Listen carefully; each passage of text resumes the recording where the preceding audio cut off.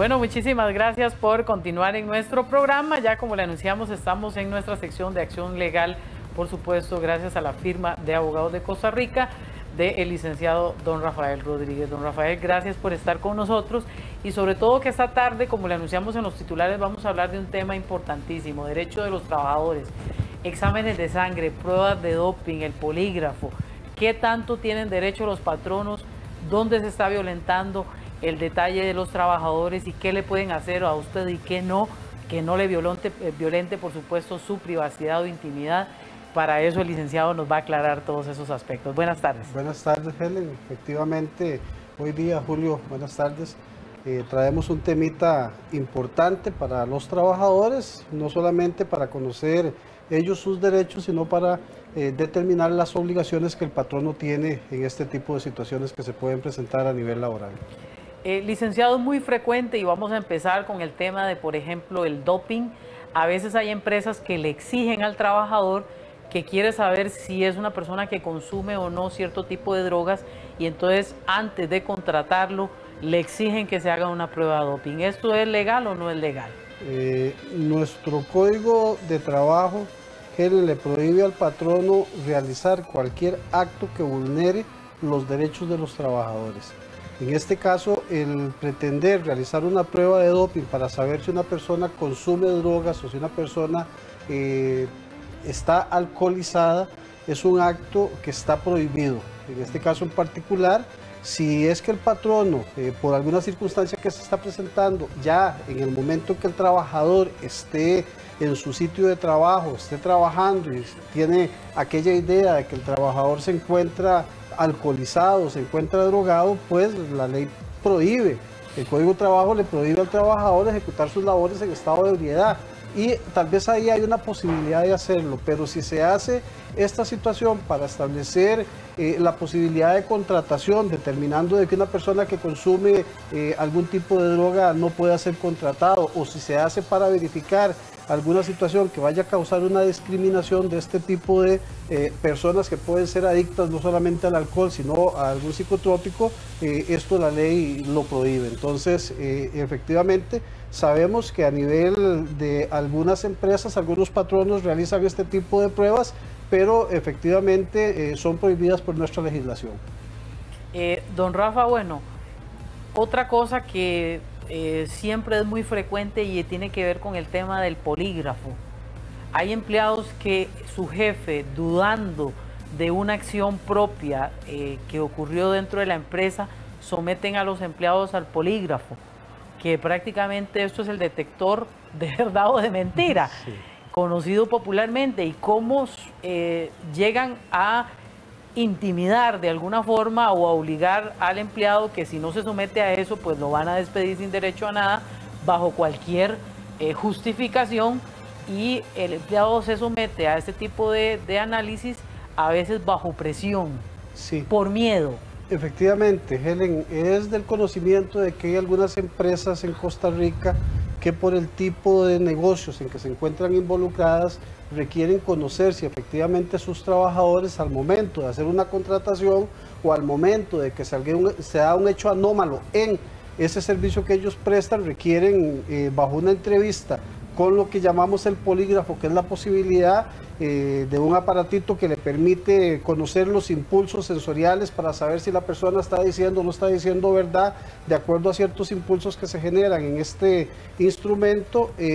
generan aquella posibilidad de una mentira, de una verdad, que tampoco es una situación pues 100% viable, pero sí genera alguna información. En este caso, este tipo de situaciones que vulneran la intimidad y el derecho de intimidad de las personas, porque generalmente se preguntan situaciones que son propias de la intimidad, pero que además pueden generar una pregunta que pueda establecer responsabilidad de carácter penal o de carácter disciplinario de una persona, está limitado precisamente a sus derechos de abstención que puede tener alguien de efectivamente no estar obligado a decir o a dar respuesta a algunas preguntas, pero las empresas en muchas ocasiones lo hacen bajo el contexto de que si los empleados no se someten a este tipo de pruebas, pues entonces se toman medidas disciplinarias, o si es en un proceso de contratación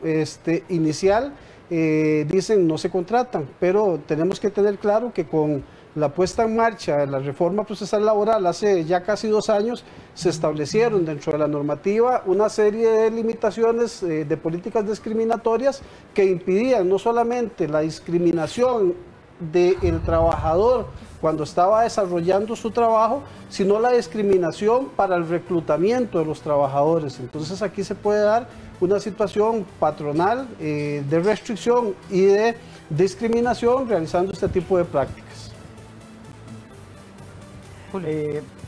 Bueno, más bien queríamos saber, bueno, muchas personas en redes sociales, abogado, conversan acerca de las horas extras. O sea, por ejemplo, si un trabajador tiene que viajar a Guanacaste y lo implica viajar 4 horas, ¿se les tiene que pagar o es cuando empieza su labor en ese lugar?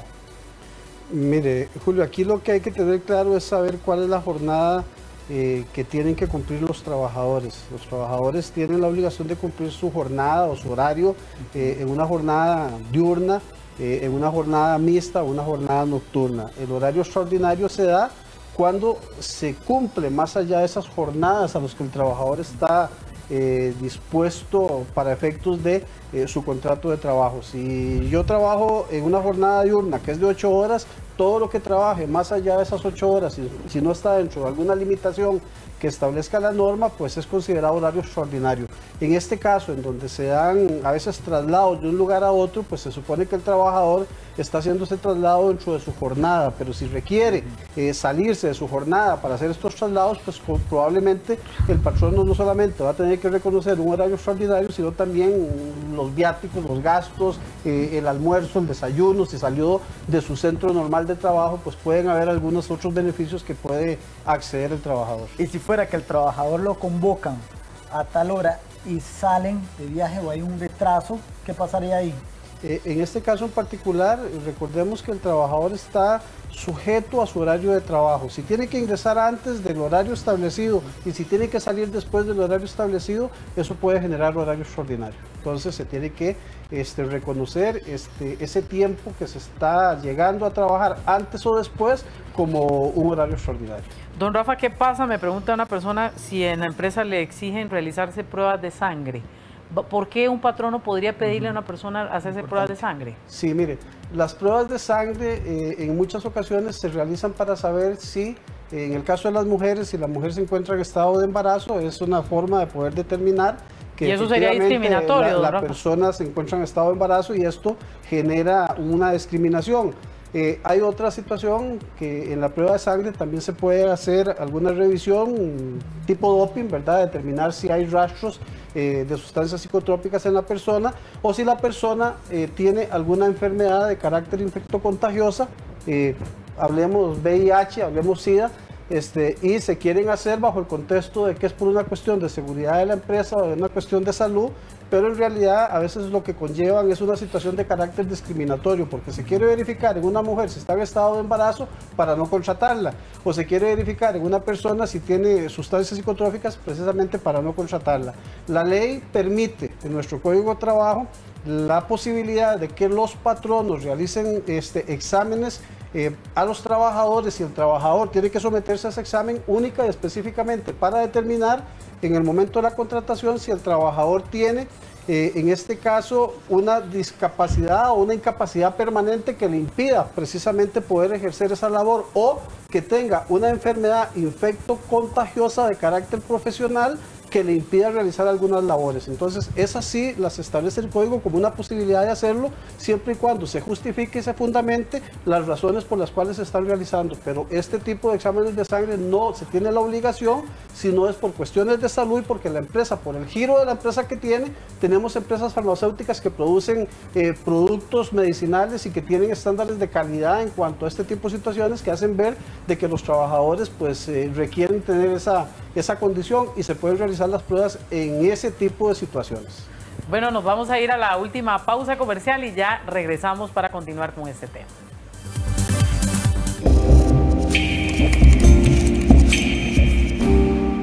Muchísimas gracias por continuar en nuestro programa. Estamos conversando de algunos derechos de los trabajadores y dentro de esto, por ejemplo, hablábamos acá con el licenciado de las famosas pruebas de embarazo. Cuéntenos un poquito de eso, porque esto se trae toda una maraña. Sí, hay algunas empresas que han estilado en algún momento tener como un requisito para efectos de contratación o dentro de sus ofertas de trabajo que generan a nivel de contratación, el que las trabajadoras presenten una prueba de embarazo para determinar de que al momento de su contratación pues no se encuentran en estado de embarazo.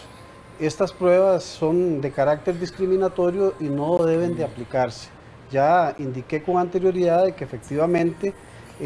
no solamente la ley castiga la discriminación en el momento en que se está realizando el trabajo, sino inclusive hasta en la contratación. Y se crean una serie de sanciones de carácter laboral para estos efectos, pero este tipo de pruebas son discriminatorias.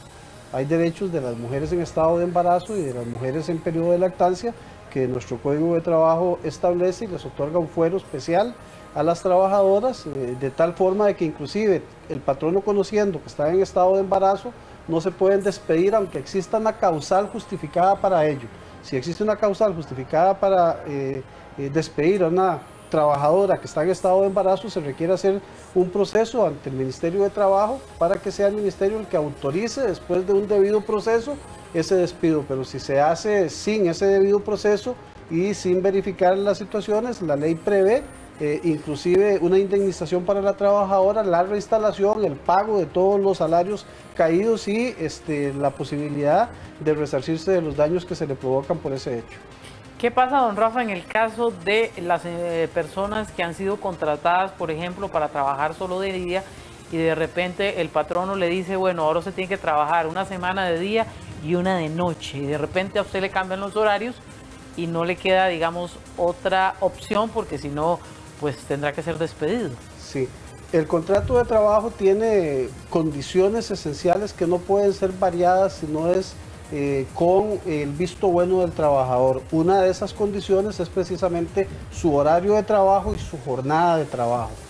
Si la persona fue contratada para trabajar en una jornada o un horario diurno, no se le puede variar de manera directa por parte del patrono, de manera abusiva, a un horario mixto o a un horario nocturno. En este caso, el patrono tiene que decirle al trabajador que efectivamente se va a dar esa variación por alguna circunstancia propia de la empresa, y si el trabajador no está de acuerdo, pues el patrono va a tener o que llegar a una negociación con el trabajador para hacer una liquidación o para hacer un despido con responsabilidad, porque al trabajador no le sirve esa variación, o va a tener que ajustarse a mantener al trabajador en el horario. Aquí tenemos que saber de que la jornada del horario diurno es desde las 7 de la mañana hasta las 7 de la noche. Si la situación es diferente, de que la persona estaba contratada para trabajar de 8 a 4 de la tarde y el patrono dice, mire,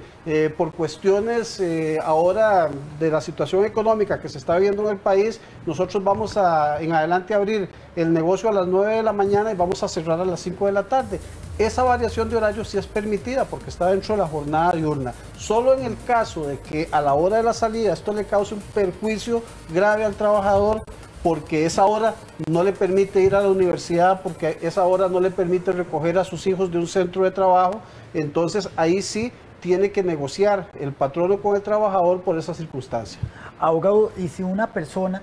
desde el principio le informaron, ¿verdad?, de que tenía que trabajar en la mañana y luego en la noche y presenta alguna enfermedad psicológica, mire, en lo largo de los años, ¿le afecta emocionalmente? ¿Qué sí, pasaría en ese caso? En este caso, cuando la persona en el contrato de trabajo dice de que efectivamente puede empezar en un horario, pero la empresa tiene diferentes jornadas y el trabajador sabía de que esa empresa tenía diferentes jornadas, como es el caso, digamos, de los oficiales de seguridad, de los guardas de seguridad, que normalmente tienen diferentes jornadas de trabajo. Si la persona sabe que empezó 3 meses de día y sabía que en esa empresa se variaban los horarios de acuerdo a diferentes situaciones y se le cambia ese horario, es factible hacerlo porque ya en el contrato estaba establecido esto. Ahora, si esto le causa un perjuicio a la persona que se le varía precisamente porque daña en alguna situación su situación personal, porque le causan afectación, como el caso que usted dice, Julio, de que la persona se afecte de manera emocional, puede ser que efectivamente esto sea un daño que no permita que se hagan estas variaciones. Y por ejemplo, los tal vez, perdón Julio, para contestarle a una persona que me pregunta brevemente, tal vez para terminar, don Rafa, porque se nos fue el tiempo, una señora nos dice que ella tiene 2 hijos, que quedó embarazada y que como se ha estado incapacitando mucho porque es un embarazo de alto riesgo, la despiden. ¿Qué pasa en ese caso? No, si a ella la despidieron estando en estado de embarazo, tiene que buscar un abogado, puede ser en la defensa pública o un abogado privado, puede ir a la inspección de trabajo del Ministerio de Trabajo y levantar un proceso, porque si efectivamente se despidió estando en estado de embarazo o estando incapacitada, se puede determinar de que es un despido de carácter discriminatorio y debe presentar esa demanda siempre y cuando haya ella informado al patrono de que estaba en estado de embarazo o de que su embarazo sea notorio y evidente y que se conozca esa situación, pero inclusive si estaba incapacitada no se puede aplicar este tipo de despido, porque puede considerarse como un despido discriminatorio. Entonces ella debería de buscar asesoría legal para ver si su situación está enmarcada dentro de un tipo de proceso de discriminación. Bueno, recordarles 22 24 50 96 o la firma de abogados de Costa Rica. Licenciado, gracias por haber estado con nosotros. Y vieras que yo en este teléfono tengo un montón de temas que la gente nos ha pedido, pero bueno, la vez pasada que hablamos de el tema de las pensiones, aquí tengo un montón de dudas de la gente que las vamos a retomar próximamente porque ha generado mucha polémica. Vamos a hacer un próximo programa, Helen, sobre consultoría directa con los oyentes en diferentes temas que tengan interés y lo hacemos con mucho gusto. Muchas gracias, licenciado, muy amable. Buenos días. Bueno, los invitamos a que se quede con nosotros y ya están nuestros compañeros de Extra Noticias. Buenas tardes.